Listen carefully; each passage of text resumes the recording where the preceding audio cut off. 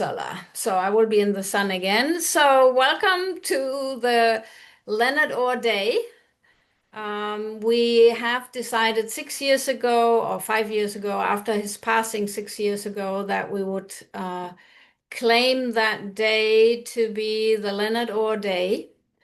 And on his birthday, actually, we are celebrating the idea of physical immortality. That's on the 15th of November. So those 2 days we have set aside, especially for Leonard D. Orr and all the life work. Hello, Arti. Arti is from India and she will share about her work Hey, later hello, with us Johnny. too.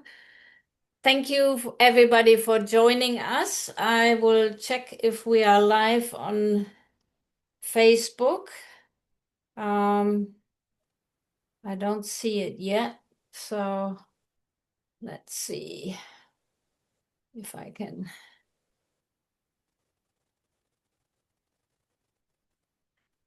I don't see it yet, but it says we are live on Facebook. Could somebody check on the Rebirth International Yeah, Association? I'm checking, but I didn't find it. Okay, let's see where we are, on which page we are live on Facebook. Um,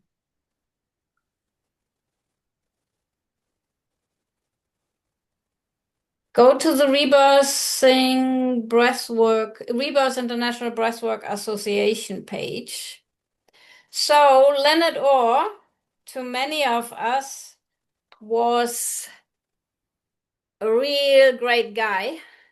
I have worked with him 28 years till his passing, and he accomplished a few things. He was the creator of modern day breathwork and everything that springs from it. So nowadays, breathwork is very popular.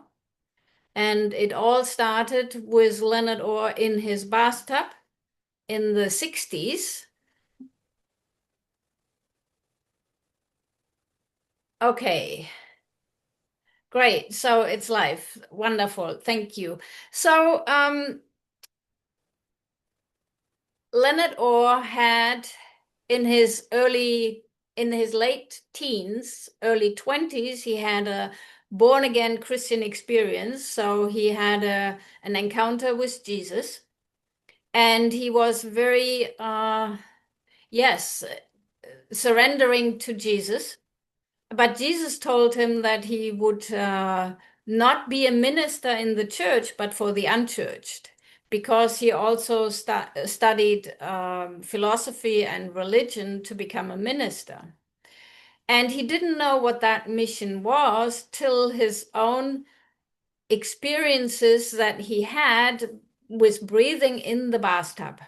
It wasn't starting with the breathing, but he had regressions. He had memories of his own birth, and he felt he paralyzed and stuck in his bathtub. And so he developed that, and so he shared it with other people in the first 1 year seminar. And so other people said, "Oh, I like that, and I would like to have the same experiences." So it was really a miraculous discovery. And Leonard always later said that it was Babaji who gave him that knowledge. And so he experimented with it. Other people were part of the experiment. And Bill Chappell was one of the early ones. And then at some point also Sandra Ray joined. And when Leonard already had his first training center, the Setter House. And so we are celebrating it now, we could say 50 years before. Leonard always said in 1975 he perfected it. So the creation was a process over 10 years. And but first he didn't know that it was a breathing. He had it done in water, and later he felt that it was too powerful to do it in the water first.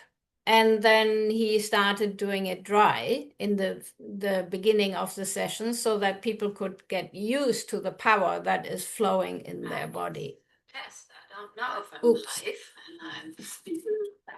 live. Okay. So then there's the other computer. And so let's start with the 20 connected breaths, the breathing exercise that Leonard Orr developed. And we are going to do 4 short breaths, 1 long breath, 4 times. And we're breathing through the nose. When we do breathing sessions, we should be breathing dominantly through the nose because it goes to the higher chakras. And James Nestor wrote a great book on the power of breathing through the nose versus when we breathe through the mouth and the side effects of only mouth breathing. So we are going to do 4 short breaths, 1 long breath, 4 times. Okay?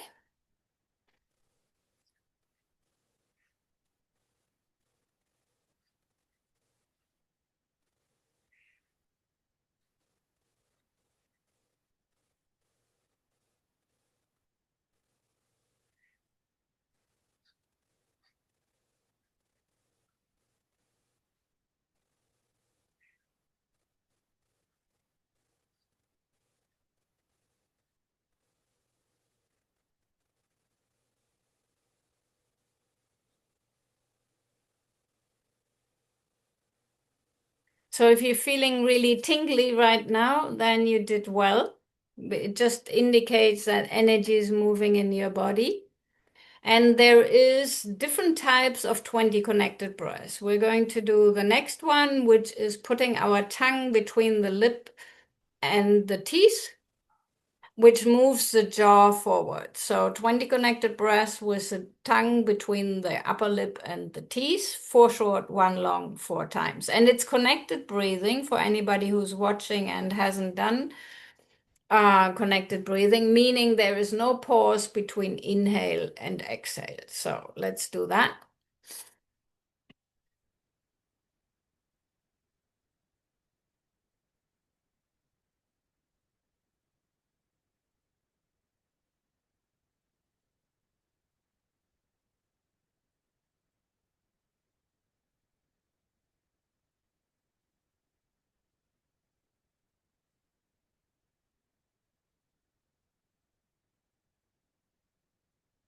Sometimes I forget my counting.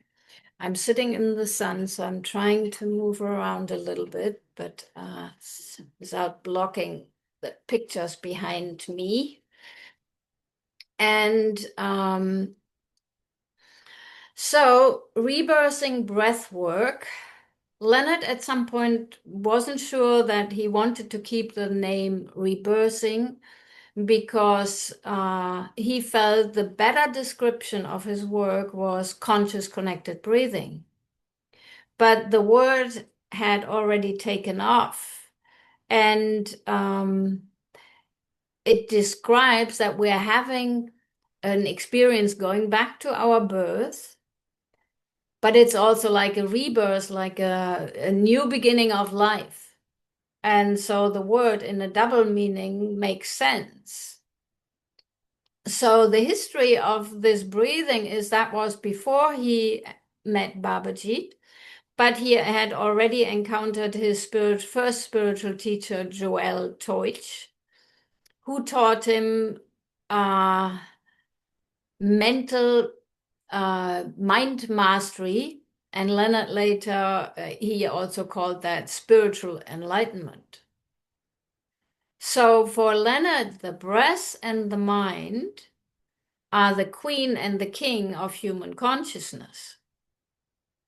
So I'm not going to do more breathing exercise for anybody who is just new to it, and welcome you to find a personal breathing coach. We recommend in the beginning to do personal sessions. And And we are going to do another breathing exercise, which is so the energy can be very strong. We are going to do the alternate nostril breath. We're breathing in through the left, out through the right, in through the right, out through the left, and we do 3 rounds of that.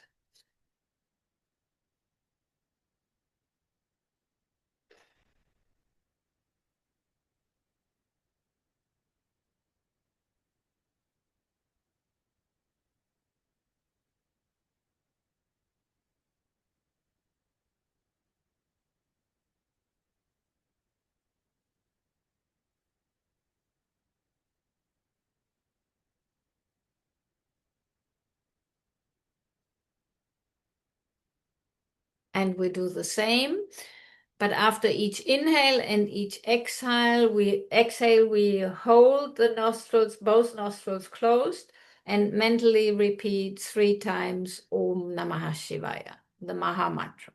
Okay, so breathing in through the left, closing both nostrils, repeating the mantra Om Namah Shivaya, releasing through the right, holding, repeating the mantra, breathing in through the right, holding, repeating the mantra 3 times, and then breathing out through the left. And we do 3 rounds of that.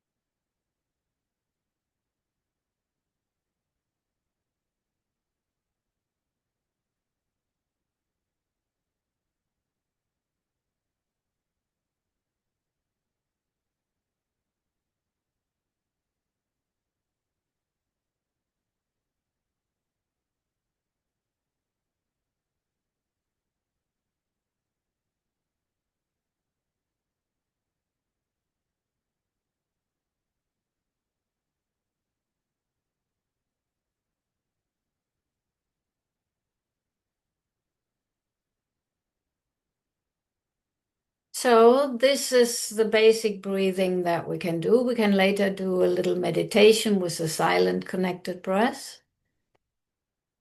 And so in the 70s, rebirthing breathwork started to take off because it was such a powerful, beautiful, encouraging, spiritual highlight, and people wanted more of it. So Leonard never claimed it and made it his own because he wanted it to spread around the world. But he said if he would get $1 for each session that is done, he would be unbelievably rich, because this kind of breathing is used, and sometimes under different names, because that's sort of like the ego challenge, that people like to claim it their own and say they developed it and they made it better. But the truth is, in rebirthing breathwork, we are connecting with spirit, and you can't make it better with your ego. So if you just allow the power of the breath, the connected breathing, to unfold and run in your body, we as a rebirther, breathworker, a guide, we are just holding the space that the energy can do the work. And so on this day, why do we need to choose this day? Some people don't like to celebrate this day because it's the day of his passing. For us, it is just like Leonard's life work was so important to humanity, because really, if you look at the internet, you see connected breathing everywhere. And some of it is done what Leonard would call in low quality. That means it's online, people are not really supervised, and people have very powerful experiences and basically are left alone with the experience. So for Leonard, it was really important that people have, in the first sessions, real personal support with all the things that could come to the surface. And so Leonard said, since I know him, the first years was the excitement of spreading rebirthing breathwork around the world. After he perfected it in 1975, he traveled the world. And then his work was to upgrade the quality, to keep upgrading the quality of rebirthing breathwork. And I had the privilege of traveling around the world.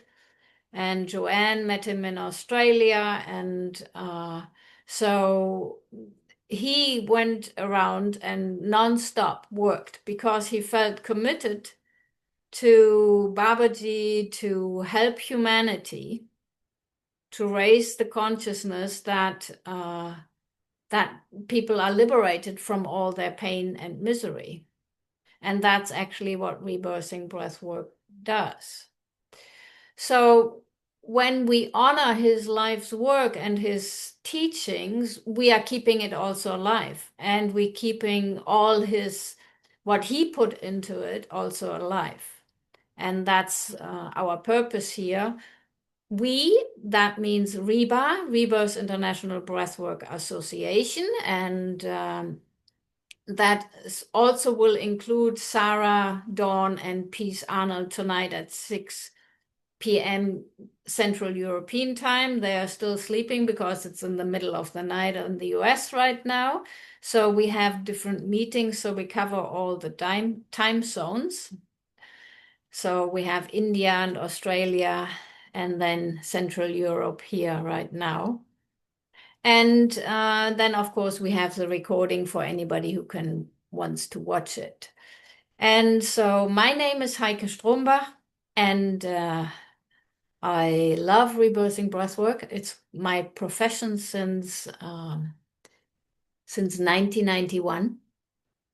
And I hand it over now to Joanne to share what she would like to share with us, and we will discuss this. And so we have a meeting again in German. I just say that in German at 12 noon. And we have another English meeting at 6 p.m. and we have another meeting in Spanish at 8 p.m. Central European time. Joanne. Hello, everyone. I was helping Heike put together a list of Leonard's books. And while I was doing that, I read what felt to me quite an extraordinary statement that Leonard made. And that was that in 1975, he came into the full power of his breath. And I went, oh, I've been breathing a long time. I don't really feel that I am in the full power of my breath. And I really wanted to contemplate what that meant for me. And for me, I feel like the full power of my breath is like I feel like my breath connects me between heaven, so like my spirit, and my body, like that's what's going on, in a general way, with breathing sessions. And so I felt like, the full power of my breath, and I still wouldn't say that I'd come into it, but feels like it is when I let my breath lead me, like in every step of my life. And today, sort of, getting in the spirit of Leonard, I listened to a few audio calls with Leonard, and I was listening to his voice, and I just he was doing that all the time. Like I can hear how his voice comes from every cell of his body, and when he spoke, he was like completely in love with himself, completely in love with the audience, and completely in love with the process of what he was talking about and everything. And that's the potential we can go to if we get deep enough relationship with our breath. And like he's so beautiful to listen to. Like, yeah, like, you know, I listen to all sorts of people, and I still go, oh, yeah, Leonard is the most beautiful person, like energy-wise, that I listen to, you know, on a, which is quite amazing, isn't it? You know, there's a lot of people out there saying a lot of things these days and making a lot of claims, but yeah, he was an extraordinary man with an extraordinary energy. And I'm really curious as to what other people think or feel the full what that means, the full power of breath, because I'd love to share what others, you know, feel. Yeah. Well, we can put that as a question into the Facebook group too, and people could respond, and then we can later look through that also, because I'm not checking on the Facebook, but maybe Artie, you are right. So if you could just see if there's any comments of that into it. But I could answer that question for myself. I gave a session this a few days ago, and my client was in the full power of the breath. And the energy, the whole body was flooded with divine energy. And it seemed in between painful because it was so the body had to get adjusted to that power and that energy. And so when I look at my own session that Einat gave me, the 2 sessions she gave me this week, I wasn't in the full power of my breath. Because whenever we are tired, when we are thinking too much, then we are not in the full power. So the full power, actually, when we go to one of Leonard's crazy ideas of physical immortality, which he didn't come up with that idea. He got inspired by the immortal yogis in India and all around the world with this idea. So he always said that when we are in that power, we are in the full power of our breath. And so having rebirthing breathwork sessions empowers us and opens the breathing mechanism so that we can be in that full power of the breath. But it as you said, Joanne, it's a bridge between the physical and the invisible. And so it enables us for body mastery. You wanted to say more? Oh, I just wanted to say, like, I've experienced the full power of my breath in breathing sessions. And I sort of, like, when I look at Leonard, I go, well, he's experiencing that on a daily basis, you know, like he never, well, what I've listened to was in his head, you know, like he wasn't there.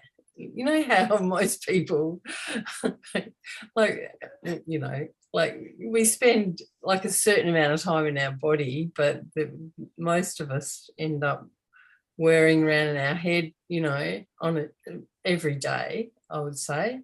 And but he didn't appear to me, you know, from my experience of meeting Leonard, doing trainings with him and listening to his calls and stuff, that he wasn't doing that. He was living in his body all the time. Like he wasn't getting caught up in the head chatter stuff or I don't know. Yeah. You would know a lot better than me, Heike, having spent a lot more time with him. Well, at the end, of course, the body was giving him so many challenges. He always, when we talk about the books later, all the books that he wrote, he always one of the main important concepts of his writings was also the concept of senility. And that is the concept of healing the helplessness of hopelessness that we have already stored in the body from past experiences. And any, what he called the biggies, the human traumas, inhibit our breathing. And so Leonard had also still his healing process. But he was using his breathing. Sometimes he would just exhale so loudly, inhale and exhale so loudly in the training. People were like, what happened? Because he was using that full power, and we call that the full yogic breath, like breathing in our upper chest, our belly, and our sides. He was using that consciously whenever he needed to release tension. So using the full power of our breath, and that's why the training that we do at Reba, we don't want the superficial fix. We want people to understand the power of the breath. And also the anatomy of the breathing, but also the intuitive and the spiritual side of the breathing. And the best way of learning it, Leonard always said, learning by doing and experiencing it ourselves through our senses in the breathing session. So I would hand it over now to Aarti. Aarti is in Rishikesh, India. She has a community of rural women and supporting them, and she's giving breathing sessions there. Her organization is called Samvedana. And Aarti trained with us during COVID. Actually, she hosted me and our friend Annie from Australia during the first lockdowns. Welcome, Aarti, and would you like to share something with us about your experiences with Thank you so breathing? much, Heike, to organize this, and this way we all connect each other. And first of all, happy Teachers' Day to you. Today is India, there is a Teachers' Day, and you are my teacher for that. So I'm really grateful for you. And happy Teachers' Day to all of you who are here. And first, the again, I'm saying that thank you so much, and I'm very grateful that I learned from you this amazing modality of healing. Like rebirthing breathwork is completely changed myself. Like when I learned this, that time I took more almost 17 session from you and Annie that time, and it's completely transformed me, and I have a very nice experience that time, sometimes beyond the body experiences, like you know that what's happened with me that time. I release so many things. In other words, we can say some NLP things also can come out, I feel. And I got very spiritual connection also. And the past life fears also I release. When I did the water rebirthing, I released the fear of water, which I had the whole life. Like I never go to, I'm live in Rishikesh, but I never go to Gangaji. I feel very scary inside. And whenever I go, I went there, I start to crying. If I'm sitting near Gangaji and watch, and then I start to crying, and I am very fearful. But after my session, I realized two, three worlds of mine, which I saw many things like. But after that session, now if I'm going to Gangaji or any pool or anywhere, there is nobody to bring me out from there. Like there is no fear now, and I love to be in more deep in the water now. So there are many things releasing, and after learning from you and giving time to myself for healing, and then I started to work with others, with my Samvedna community, and also some people also I'm giving sessions. So it's really really grateful that till now almost 250 to 300 sessions I was giving till now in the past 5 years, like 4 years. 1 year I have been learning, but after that I giving that and have so many nice experiences with the clients or with the women. Sometimes like they release and they face like feel the past life. Like one woman is very fearing difficulty with the like why everything happened to her, and when she was in one session and go deep and she feels that like she realized that in past life what she did, she was a cruel emperor, she killed everyone, so she realized that okay, what's happened now. Now I understand why everyone ditching me, why everyone betrayed me, and why this has happened to me. My parents are died, and everything happened this way. And she accept everything, and it's really amazing that after that her life, when she accept that, then that nothing can be changing. Her family not change, her situations not change, but her perception change when she accept the things, and her life start to change. The people who are not loving her or they doing some things with her, like she feels like people, and she financially also very disturbed, she relationships also very disturbed, but after that everything becomes slowly better, and now she have a very good life. So this is a really like a completely transform herself, and I saw this type of many with the women, with the some clients also. And I want to share one thing, and I want to ask you all also, Heike, because I didn't understand why this happening. 2 weeks before, I gave a session one lady, and after at the session, she is very deep. She has so many energy, very tickling, and at the end, she feels very calm, very peaceful. But next day, she messages me that after 1 hour of the session, she feels to clean her home, to clean her apartment. And when she start to doing this, she start to sweating, and that sweating is quite unusual, like a greasy, very sticky, and she feels very unusual with that. And after 2 3 hours cleaning, she takes shower at least 1 hour because she feels there is something coming out from her body. And she took shower a long time, and then go for sleep, and she feels after that amazing change.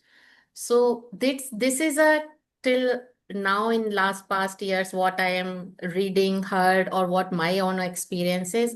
I never had this type of releasing. I never heard this type of releasing from anyone.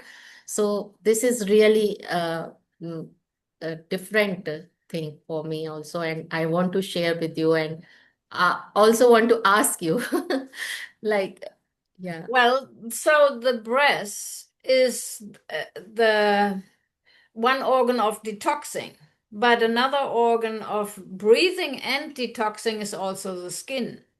yeah.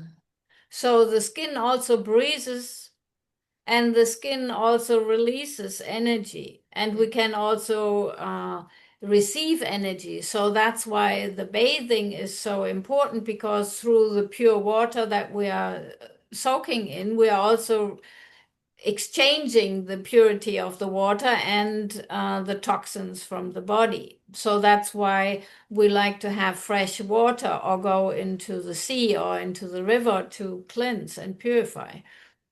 So it sounds like it was not just an internal cleanse, but also the cleanse of the outside environment. Yeah, And the body was just with all organs and faculties supporting the cleansing process. yes, So yes. that's a beautiful story. And so that's why Leonard developed the context of the spiritual purification practices, Hmm. because he said it's not really just only the breathing. And Hmm. we could say the cleansing of the house is the karma yoga or the earth element. Yeah, So she was actually engaged in activity And Yeah. so earth element is everything that is involved with movement, exercise, and also nutrition and food. Yeah. And so the purification happens when we're using the elements in the outside and the fire. So we are in the training, and in my daily life, I use fire, and you do too. Yeah. So we had beautiful fire on the roof Yeah. in India while we were in Rishikesh, and three sides, forest around us, and monkeys jumping around. So if you ever go to Rishikesh, go to Rishikesh. the Sadan, Rishikesh Sadan, in the upper side of Rishikesh, and then meet Aarti for sessions. So spiritual purification with the elements, like the fire, just sitting in the presence of an open flame, and the water, like bathing, and also drinking good water. And then the earth, like I said, the exercise and the physical movement. And then, of course, we have the air. So that's why Leonard realized that the immortal yogis in India, and also especially Babaji, they were using the elements. Babaji was always taking a bath twice a day. He was always doing fire ceremonies, and he was very conscious of what he was eating. And then, he also said he never saw such powerful breathing than with the masters. So we are using the elements and spiritual purification. And the most powerful transformation that we can see, I've practiced many different things and tried out whatever came my way, but the most powerful transformation that we can see is in 2-3 hour breathing session. It really can transform people's life, and I have never seen that with any other technique. Nothing compares with the power when the energy floods your body.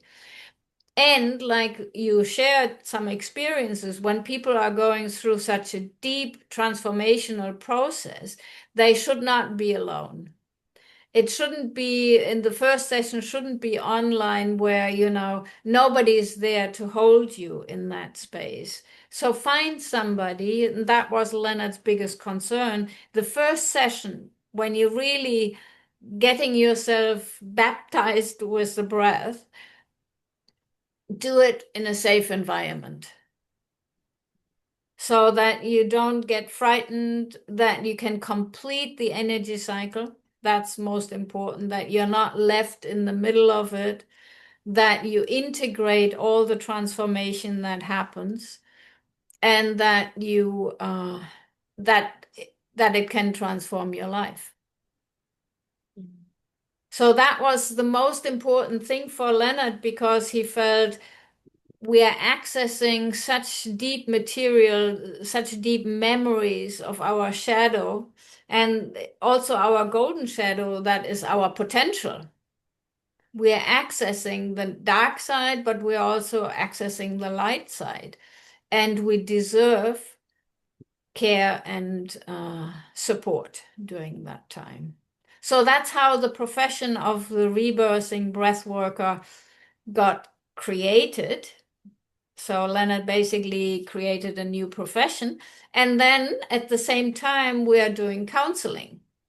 Counseling meaning we are asking people about the mess that's already in the mind. So we call that analysis. We help people to analyze what they're already thinking about. If that is not benefiting them, us, then we transform it and we make new suggestions. That's how he used the affirmations. And we should have worthy goals, meaning our life can be purposeful, and the purpose you decide. Everybody decides for themselves. It's nobody else who's saying, do this or do that. But we look inside of us and feel what is the life's purpose and mission that I came here to do in this life. And clean up everything that's in the way to living our divine nature. Anybody else who would like to share? One more thing. One Sure. more thing I want to share. Ati, yes. Like I have two girls from Delhi. They are Indian, and last week they came to me. I met them before also, but last week they shared with me. Like they took sessions, almost 6, 7 sessions they completed with me, and they are very like a curious about the healings and the spiritual life. So they tried many places, like they went many places and they doing I don't say the names, but they did many kinds of breath work. So but they share like what experiences they have with rebirthing breath work. They never felt that like with any session. And also when after fourth session I give them a personal laws, and they working on that, and what's their personal law come out, and the affirmation, and they are amazed that they never think like that is the problem of them, the small thing, like they always ignore. They know the problem, but they didn't understand that is the root cause. Like if they start to work in this way and they start to think, they just change their mindset and start to work that. So it's really amazing thing. Like uh, in rebirthing breathwork, we are not giving anyone only healing. We also change their mindset. We also giving them psychological input so they can understand the life and their relationships and their family. So it's like with my experience, I feel like they create a harmony in their life. So it's really a nice experience I had with this. And Yes. I'm really grateful to Leonard that I never met. I met you when he is not with us. But what I am reading, what I am learning, and what I am heard from you about him, and I read his some articles about physical immortality last few months back, and it's really amazing. I really felt very good. Thank you. Thank you very much. Yes, so personal law means the thought, the dominant thought that I am running in my mind, and it can be either negative or positive. And so some people call the negative also the personal lie, but Leonard always stayed with the word personal law because it's personal, I own it, it's mine, and it's the law by which I run my life. So if that's a thought like I am not worthy, then how could I ever be expecting to be successful? How can I ever think that health is something that lasts? So the idea and the concept of physical immortality, maybe Joanne, would you like to speak on that, what that does to you? Physical immortality. Yes. It allows me to live my life a whole lot with a whole lot more grace and ease and fun.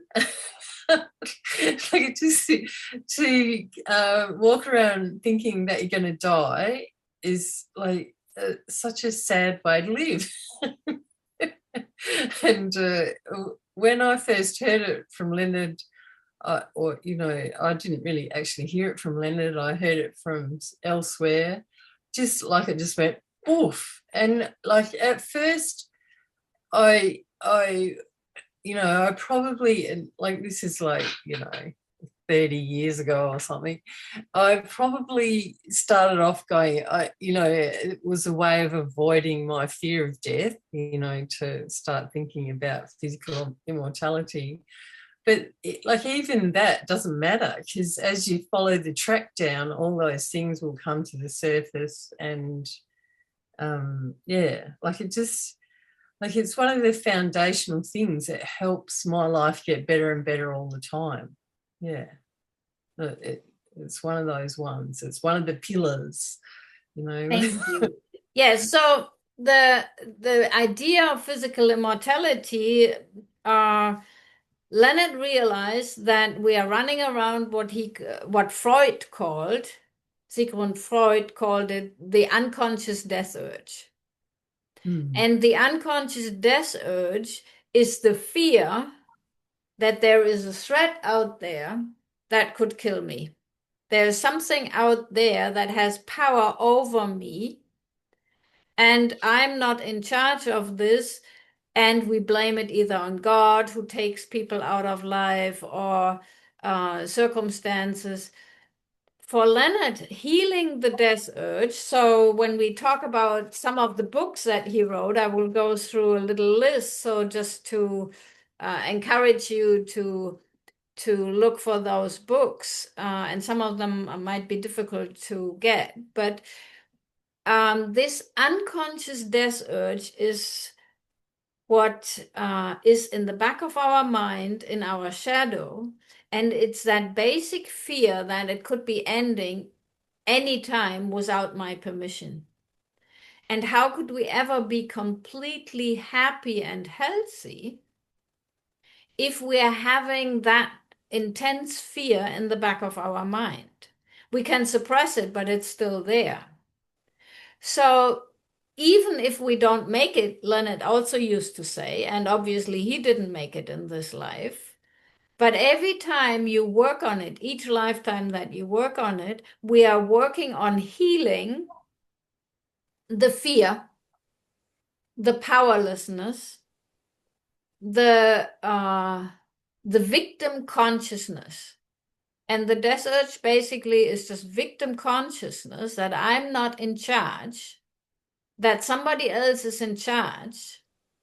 And so the idea is also that we have, through divine grace, the ability to maintain the physical body healthy, and that we can heal.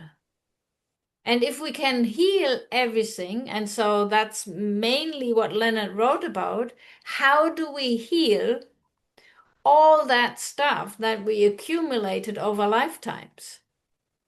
How do we free our shadow from the regrets, the resentment, the hate, the viciousness, the hurt and the pain that is stored in our cellular structure through our etheric body and through our shadow, our package of emotional stuff that we are carrying with us. So even you might not make it, but freeing yourself and living fully alive, and that means successful in all aspects of life, that means healthy, that means loving. And it's not possible if we are not loving, because everything that's not love creates a vibration that kills the body. And so for Leonard, the immortal yogi masters were the example. And and some of us are following the teachings of Saint Germain, which is basically, and Jesus is also an ascended master. So the ascended masters are saying, let go of that attachment to drama, to pain. Let go of that, but on such a level that your body, your cellular structure will vibrate in a way that's only love and pure and light. And so that is the idea. So mind mastery is basically has the goal that we become loving human beings. This is not about superficial success, like a business trip that, you have millions and millions and you can plow over everybody else and betray everybody else. Physical immortality is about loving ourselves. And I think Joanne said that loving ourselves, and Leonard loved himself. And that was, he wasn't in trainings, he also, when people had upsets or whenever, he would just sit it out. He would just sit there and love everybody. In one talk in Germany, in Düsseldorf, in the early 90s, I was so embarrassed about my fellow countrymen. They attacked him for his stupid idea of physical immortality. And they were like really angry and vicious about him talking all the time about Babaji and the immortal masters. And I truly felt ashamed of the people, but they were just hammering with their anger. And Leonard was just sitting on stage and just radiating love. And at the end, his energy would turn around that anger and transform him, transform the energy in the room, transform the people. But on the way home, he was lying in the back of the car and he had a lot of pain in his body, and he called that emotional energy pollution. And it took him some days to recover from it. He didn't become unloving, but when we process the energy of other people, sometimes we take that, we have to process with our physical body the energy. And I've seen him a lot when he came off a talk, driving him home, in what kind of pain he was.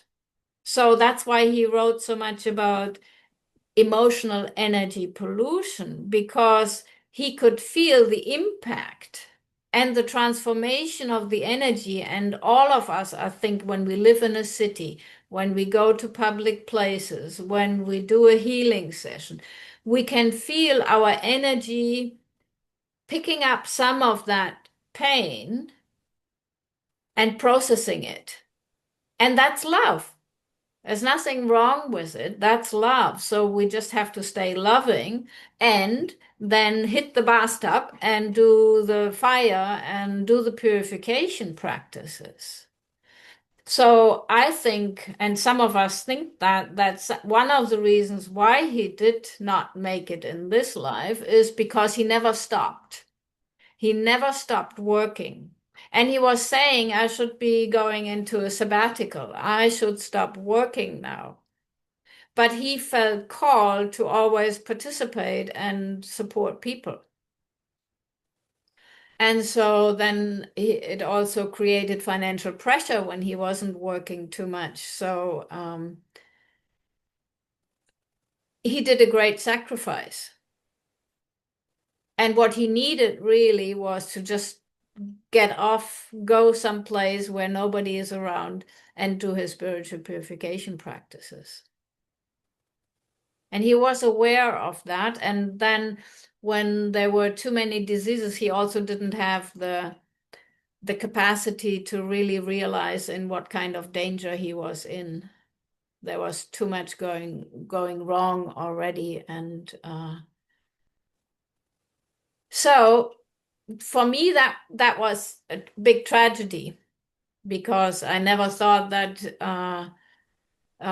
he wouldn't make it.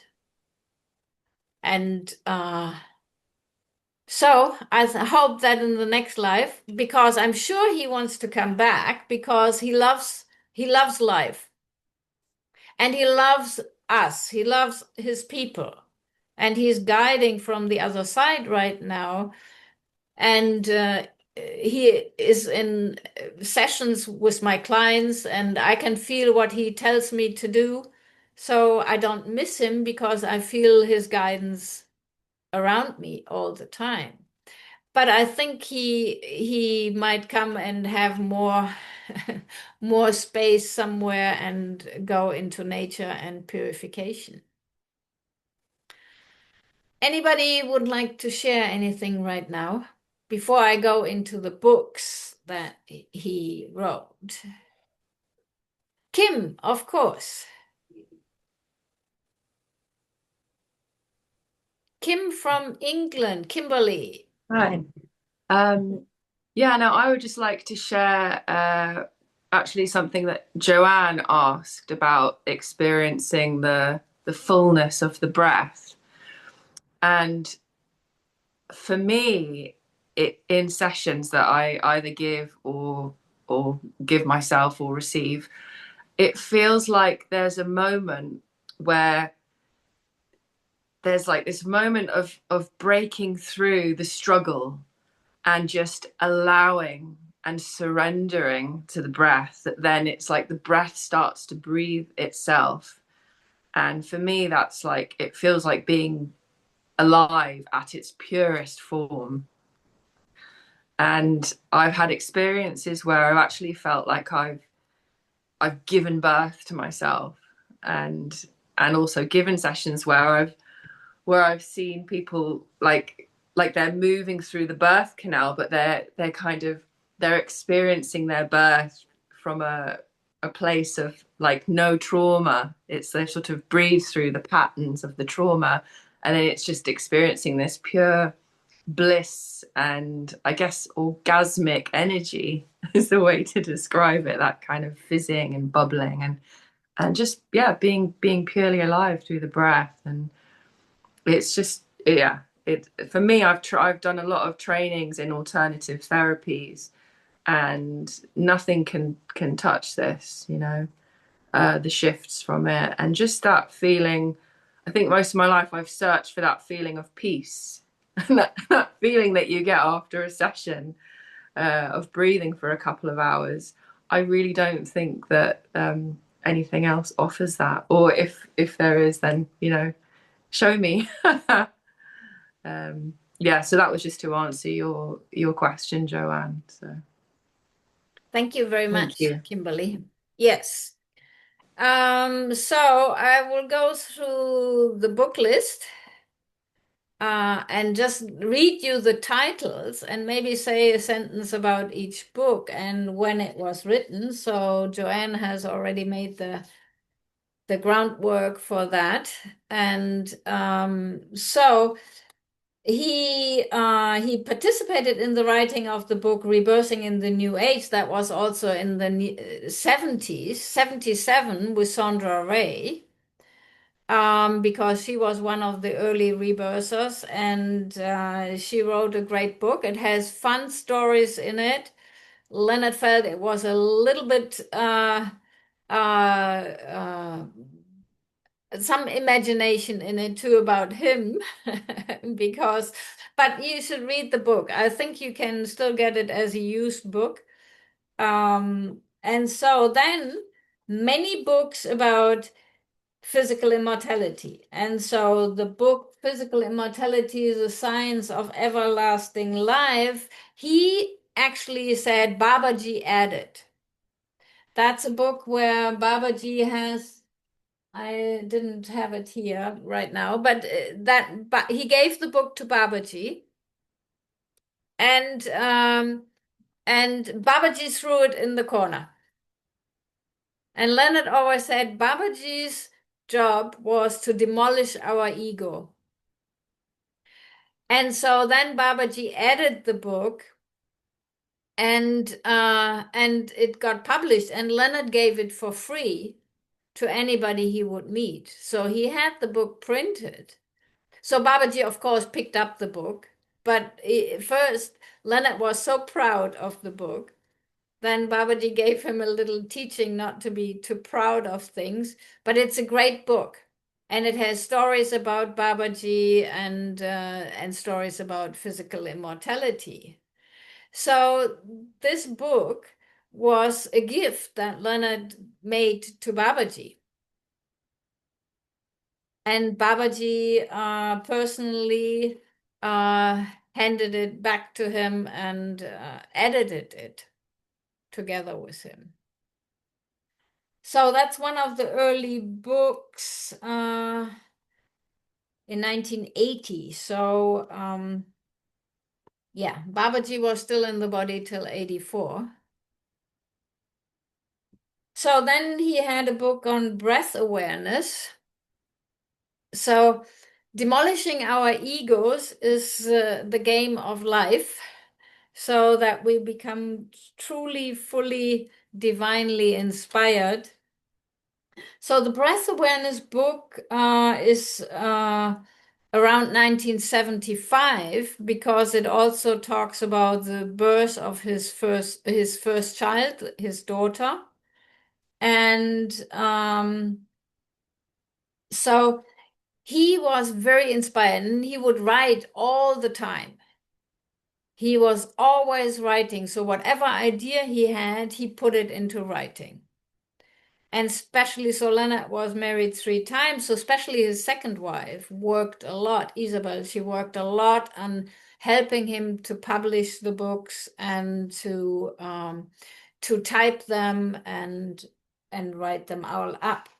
So then Turning Senility, Misery into Victory is a little booklet. And Personal Energy Management was in 1996. So that's about emotional energy pollution and how we should take care of our personal energy. He wrote a book about fire in 1997. He wrote a book, Breaking the Death Habit, that was published. That was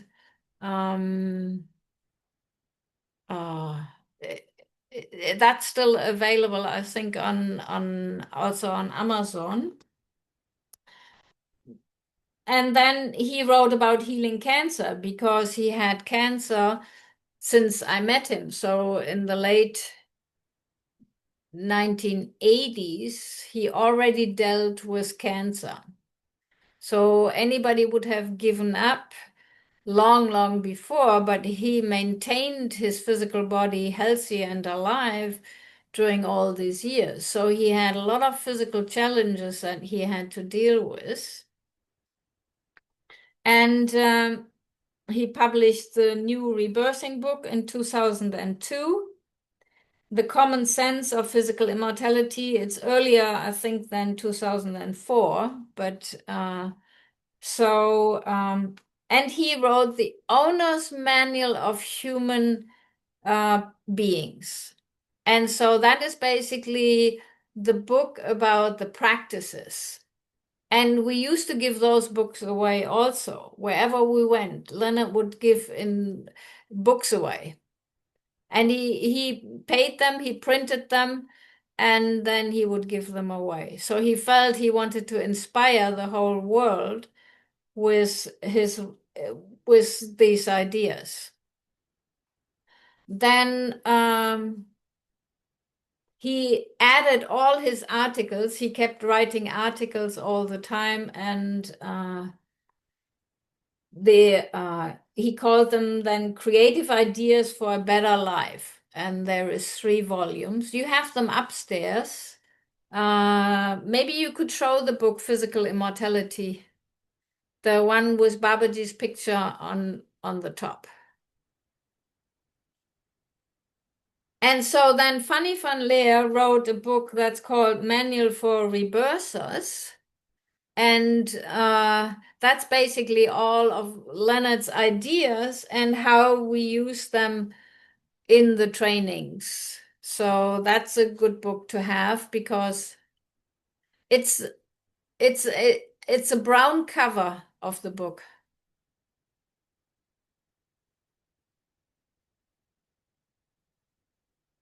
Okay, so then he also wrote a book about the femininity.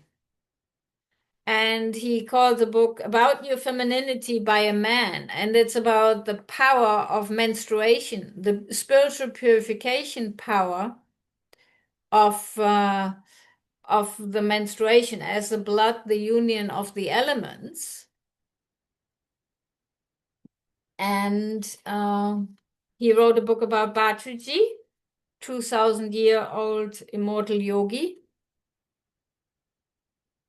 And about Babaji.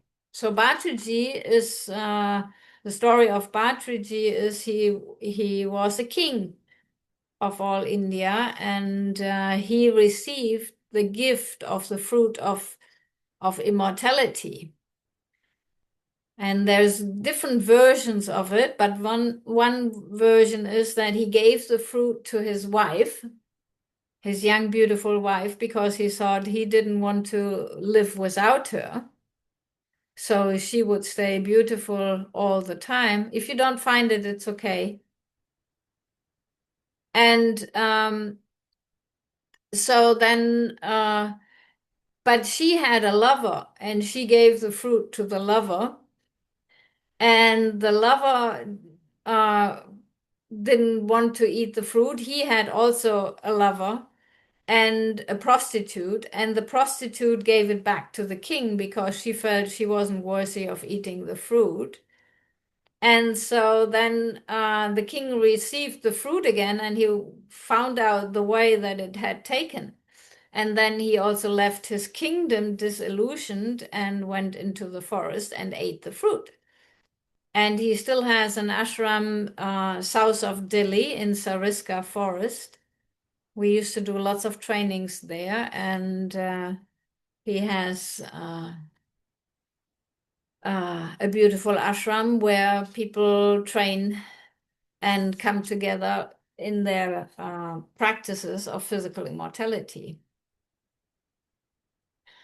So he wrote a lot about healing, the healing power of birth and rebirth.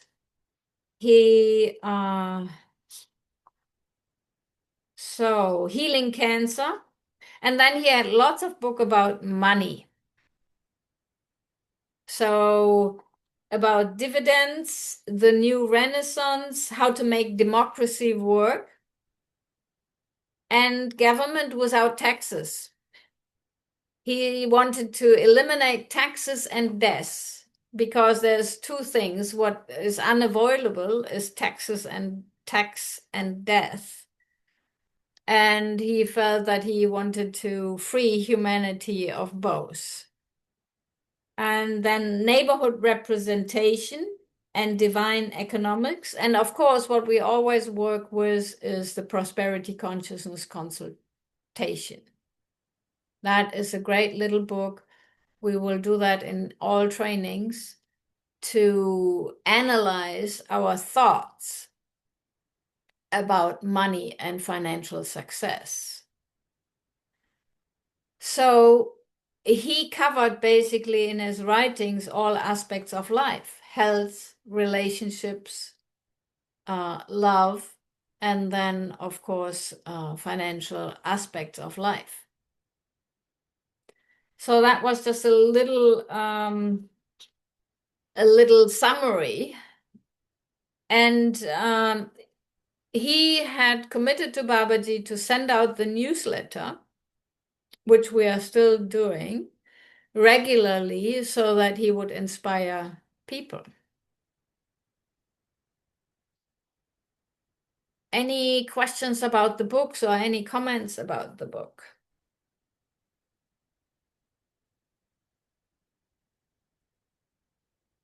So the books, basically, many of them were self-published, besides Breaking the Death Habit. And so that's the problem today, that they are not so easily accessible. I have each copy, but the question is to publish them officially. So that's not in my legal rights. So anybody has another thought that you would like to share and talk about, experiences that you had with the breathing?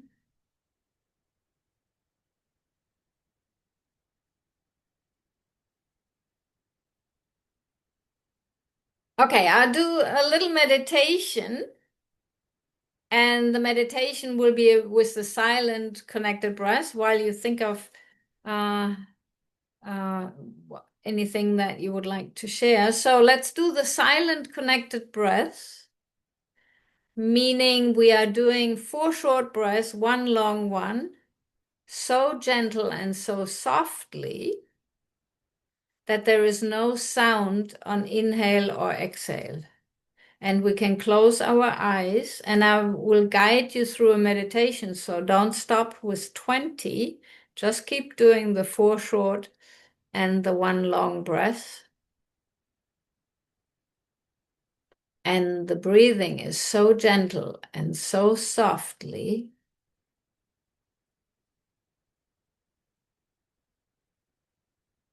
that there's no sound. And just notice how the energy is moving in your body.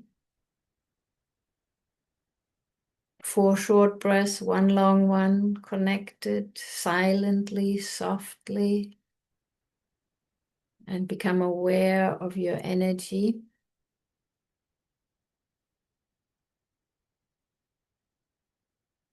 Is the energy coming in through the top of your head, maybe, or through your face?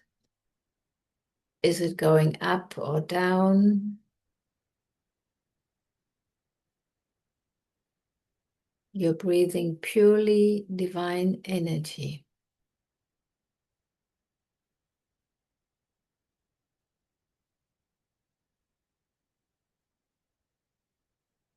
Become aware of your next thought. And just notice the thought and let it run through your mind. Don't hold on to it. Let it come and let it go. And just paying attention what it is.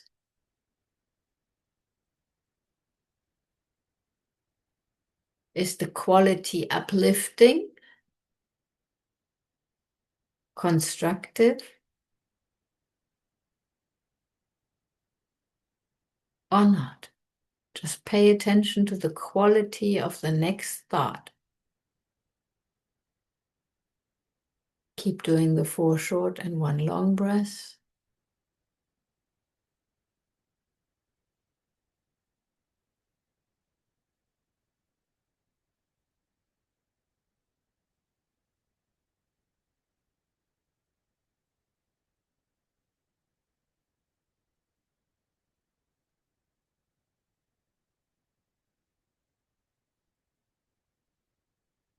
Every thought of power, love,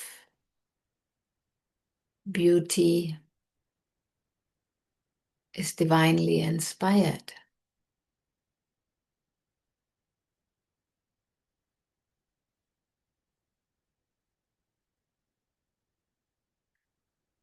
Feel the energy, the light in your body.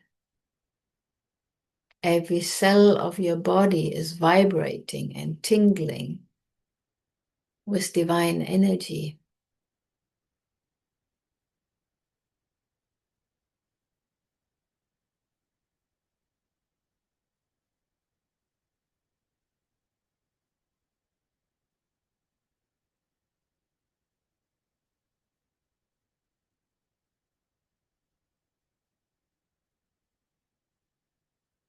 Feel the light come into your body through your breath.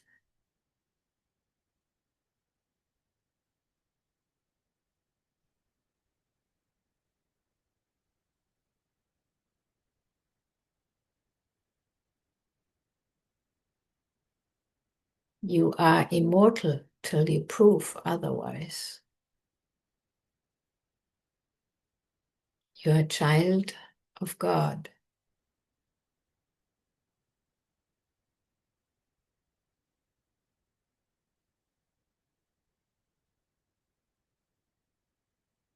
You are love,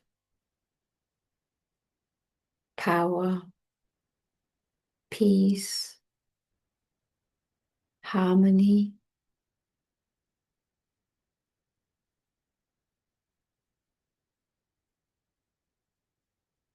I am presence.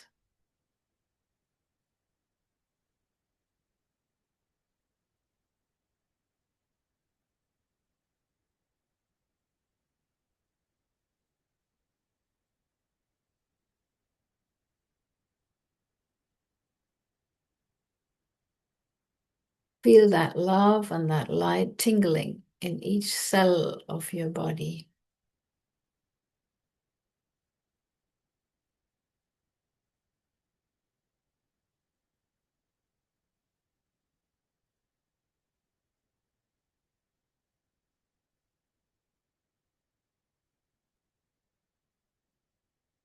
And maybe there is a message when you listen and your mind is still. A message for this day, for you.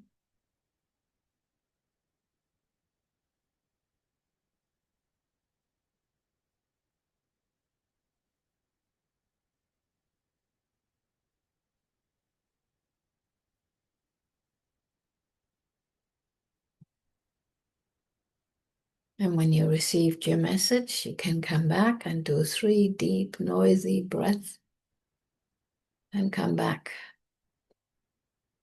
to this space and group.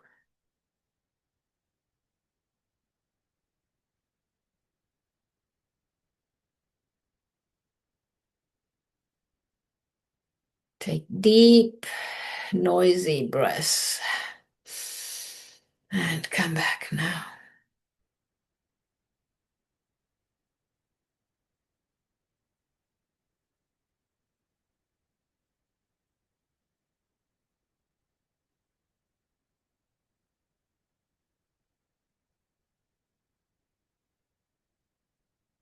So you can use the breath also to tune into the inner sacred silence.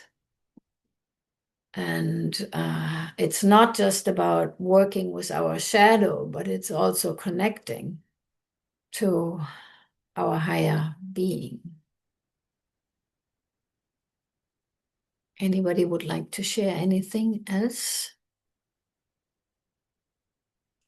Oh, I'd love to say something about what you just said, because the breath, well, my breath, and I'm sure everyone else's, actually connects you to everything. Like you can connect with other people's energy, you can connect with plants, animals,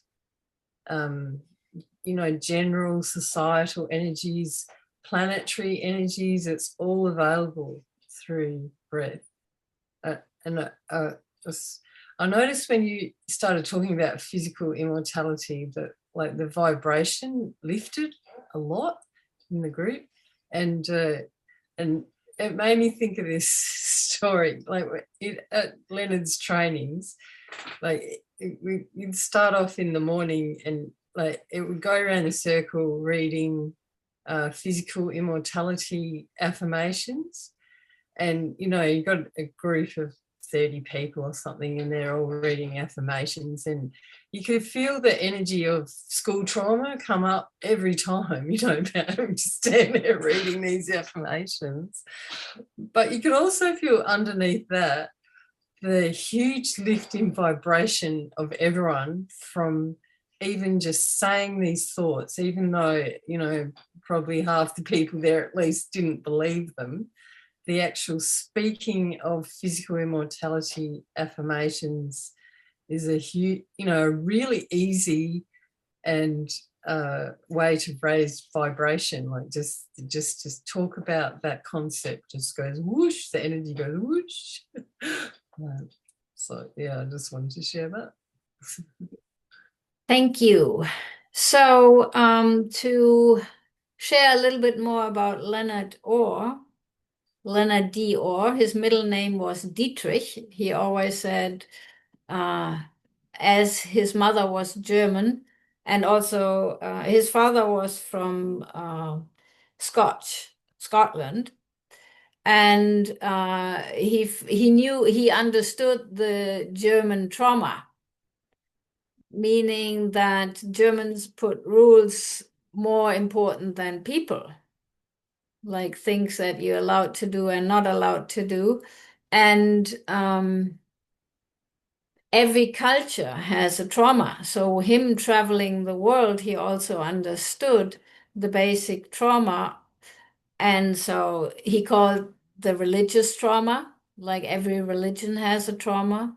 Every culture has their own specific concepts, how to deal with life and emotions. And so Leonard had a very deep understanding of the basic human nature and of our basic human trouble, individual trouble that we had, And his counseling was very, very wise. He could really understand people, and as his ground of being was love, he could love people no matter how they acted and how they responded. And he had his training center always available. We moved from California to Pennsylvania and Virginia and upstate New York. So we had a few moves, but he always had a training center available so that people could come and train with him. And many of them, if they didn't have money, we didn't get paid, but we were always training people. And so he was very, very generous in what he was giving to people. And he felt his whole life was dedicated to Babaji and his service to humanity. And that's why he was and is so precious to me, because I always thought, as long as I have something to learn from him, I will stay around. No matter how much his triple Scorpio does things uniquely that rubs me wrong, but I felt till I am that loving and that kind and can understand people on that level, I still have something to learn from him. So that's why I stayed around. And so Leonard wrote the definitions about love. And one of the definitions is valuing our other people more than our thoughts about them. So if we can value other people and love other people more than our judgments, our feelings and thoughts about them, and maintain the relationship, we're on the right track. And so we become better people. And that was Leonard's inspiration. And so his Indian name was Makan Singh. Babaji gave him the name Makan Singh, and Makan is butter, and Singh is a lion. So he was the butter lion. He was soft as a butter lion. And and Babaji also called him Acharya, which means a true teacher. Acharya Makan Singh Raja. And Raja was from the time as King Vikram. And so he really fully lived that till his last breath, that loving, kind being. And now, if you want to tune into him, if you're consciously breathing, I think he will be very happy to bless you and give you energy.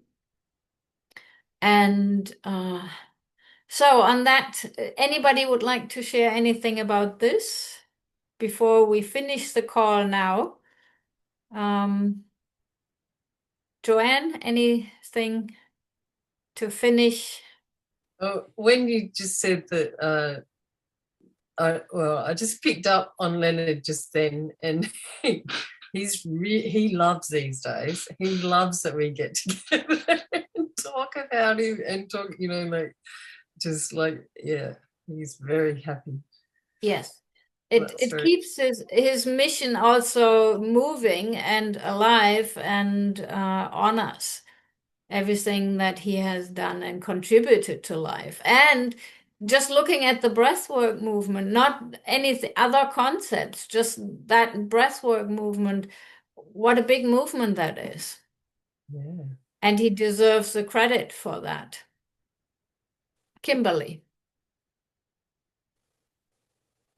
Yeah, I would just also like to share as well. I haven't met him in this lifetime, but he's very present within my life and the sessions that I give. And when I'm giving sessions to myself and I'm maybe moving through something which is difficult and I feel like I need some help, he's come for sure. So definitely invite him in. Yeah. Yes. Last words, Artie, anything you would like to share? The same, like I didn't meet him, but what I am learning, this is all because of his teachings, sharings, and you also definitely. And as I shared, I think before also, I devote myself with this rebirthing breath work and to heal people, to giving them a good life, giving them a good, not only the life, giving them the good mindset, good, and they understand their own healing powers. So on that path, we are working on. I share with you, Heike, like we have a land on uphills. It's a 1 hour drive from here, and that project we have to start now. Everything's now ready, like a layout of the project, and that land next to the river and in the valley, so covered with the mountains and green. So all five elements is there. So we want to create a place there where the our communities like rebirthers communities can come there and share each other's culture, their knowledge with each other. And I invite people there so they can understand the power of themselves healing their breath and the power of five elements, and they connect them with themselves. So we are just on the process of that. This project is big. We need to create so much funds and all the things. So it takes 2-3 years minimum, but definitely we are on the path. So yeah, and thanks to Leonard for all this.